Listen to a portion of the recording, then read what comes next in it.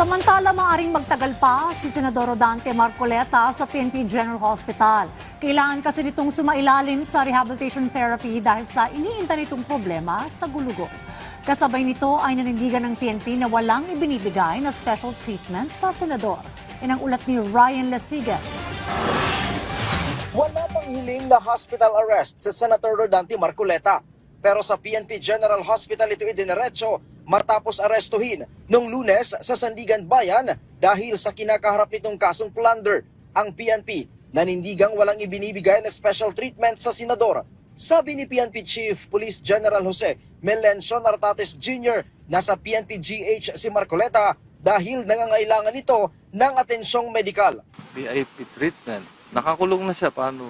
Nakakulong sa ospital.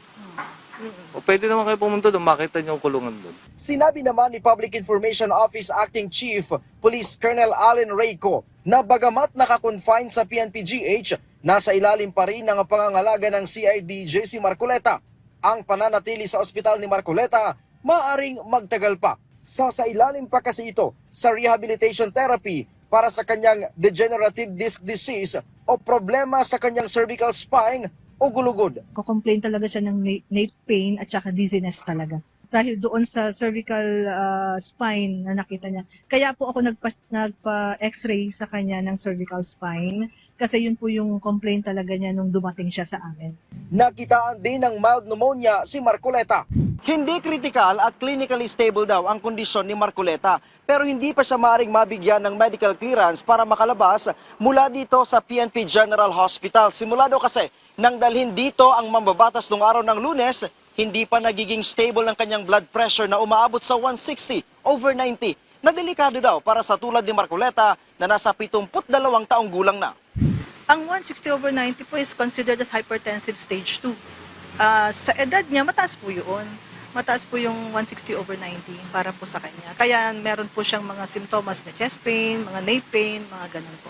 Sabi ng PNP-GH, malaking factor ang stress na nararanasan ni Marcoleta kung bakit tila dumarami ang nararamdaman nito. Hypertensive po si Senator Marcoleta po talaga eh. So kung siyempre, isa na yon stress, hindi naman mawawala po yun. Kaya lang, baka po kasi dati nang ganon yung BP po ni Senator Marcoleta. Kasi meron na po siyang maintenance medication po eh. Samantala, pasado alas 11 kanina nang mamataan ang may bahay ni Marcoleta na dumating sa PNP-GH para dalawin ang mambabatas. Mula dito sa Campo Crame, Ryan Lisiges para sa Bayan.